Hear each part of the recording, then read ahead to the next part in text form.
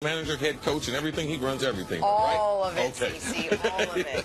Let's just summarize that one sentence I just gave you 8 seconds ago. The Giants had only 3 wins, 4 games played by OBJ, and countless jokes about Ben McAdoo. But with a new coach, a healthy Beckham, and the #2 overall pick in Saquon Barkley, Eli Manning says the Giants' offense looks good on paper. CC, do the Giants have enough on offense to have a bounce-back season? They really do. They really do, and it starts with their quarterback being able to get his confidence back. Because it's not, as long as Eli's been playing, it's not easy to get through what he went through last year. Let's not forget, it's only bad football, all those losses, but his starting streak, he got benched. I mean, the backup looked awful. The head coach lost his job. The general manager lost his job. Now we got all new people for Eli. Like, man, this is a make or break year for Eli Manning, a guy who's won 2 Super Bowls. So, yes, it starts on paper. Does Eli have confidence in what they're doing? They spent their resources to give him some protection. So I believe this is a very important offseason for the New York Football Giants. And, yes, I do believe they can get back 9 wins, 10 wins, and get themselves back into the playoff picture. I feel like if anyone, any player should be happiest. It's not Odell coming back. It's not the general manager looking at this team. It's got to be Eli Manning. He's got someone to throw to. He's got someone to hand the ball to. He's got Nate Soldier to protect him. And what else happened on draft day, Nick, or didn't happen to help Eli? Quarterback. Yes. There is no team, I'll be very clear about this, there is no team in the league that did more this offseason to help their quarterback than the Giants did for Eli Manning. Yeah. They signed the best left tackle on the market. They used the #2 overall pick not to draft a quarterback. Excuse me, also left tackle, they paid above market value. Right. For Nate. They overpaid. They said, we have to get him a left tackle. So they signed the best left tackle and pay a premium for it. #2 overall pick. They got a lot of options. Draft a quarterback. Draft a defensive lineman, like the way they've won Super Bowls before. Trade back. Get future picks and less super blue chip prospects. The 12th pick and the 21st pick, whatever it is. No.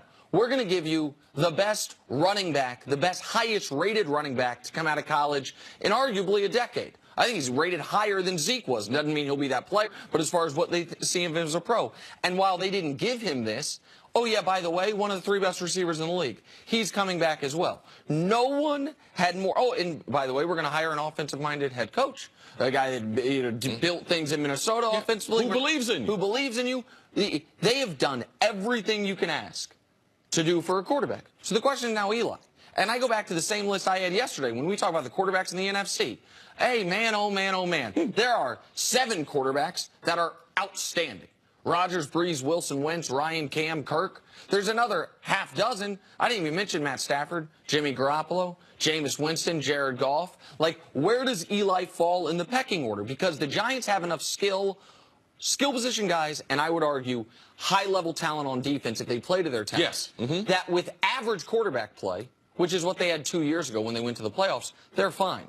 But it's very hard to survive in this league with well below average quarterback play. So that's the question for Eli. Who is he with now the pieces in place, theoretically a healthy team, and an improvement at head coach? And he definitely has the best running back situation that he's had since he's been a Giant, as far as a guy that can do all things for 3 downs. And I believe that has to be able to help Eli's confidence. When you look at the quarterbacks in the NFC, it becomes important, man. They need to get Eli off to a good start.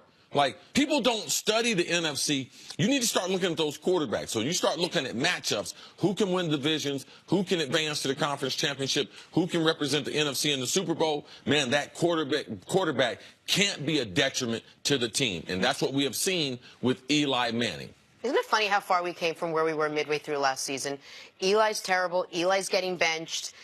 Maybe he's lost it. He's got nothing left. The team benched him. I mean, I didn't get the blessing from the owner, but the general manager and the coaches.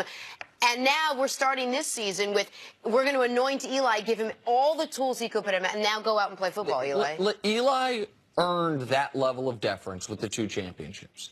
And now we are going to see if he can pay it forward to a degree. Yeah. There are a lot of things the Giants could have done that would have been not unfair to Eli, but would have been, for lack of a better term, like mean to Eli. Like, oh, listen, we're going to hire a defensive-minded head coach, or we're going to draft your replacement, or even draft Bradley Chubb. Or they did everything in their power to help him. We'll see if he is... They could have traded Odell Beckham.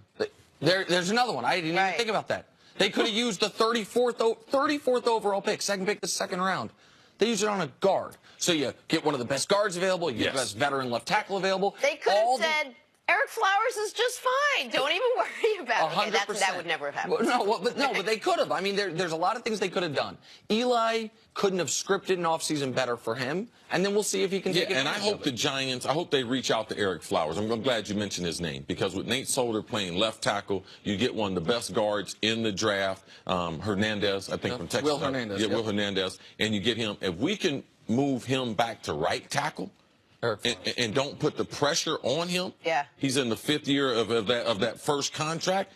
I believe you're better off with him on the roster. I know he's not participating in the offseason workouts, but if the Giants at their best means their draft pick has the mindset, I'm going to come in and play this last year with Nate kind of mentoring him and taking over the responsibility at left tackle. Here's a question for you guys. So now that the offense is set for the most part where it is, where does Pat Shurmur fit into all this now? How he works with these weapons, how he uses them, and how much is Eli looking forward to this? I'm sure. Let's look at Pat, what he did with your boy. He resurrected Case Keenum. He's the one who did it. You know, their wide receivers, the scheme that he put them in week after week, they were able to take advantage of their talent. Stephon Diggs and Adam Thielen, we saw them develop. Darwin Cook, the rookie from Florida State. Immediately, they had a running game, which they hadn't had since Adrian had moved on. So look for them to do the same thing with the weapons the Giants have and the running back that they have in Barkley. And I'm going to add one other name that I think could benefit the most from Pat Shurmur. Evan Ingram, friend of ours, a guy that I think they have a big bet on via draft capital, and a guy who, when you see what Kyle Rudolph was able to do in Minnesota, I think Evan Ingram's a better athlete than him. I think Evan Ingram, and Kyle Rudolph's an excellent player. I think Evan Ingram, if he reaches full potential, can be that level player or better. How do you use Evan Ingram as a stretch the field tight end? That's another part of it, another good weapon for Eli. All right, we're going to take a little break. Coming up on the other side, the New Orleans Saints are going to be missing one of their stars for a couple games next year, and it's not from injury. We'll tell you why next on First Things First. The Giants should look at signing Dez for the minimum. Baseball Buzz, Wednesday, May 9th. The Angels' resurgence has been one of baseball's early season storylines. Their loaded lineup has led the way. We want to win. The players want to win. The coaches want to win. It's going to be a fun, interesting year.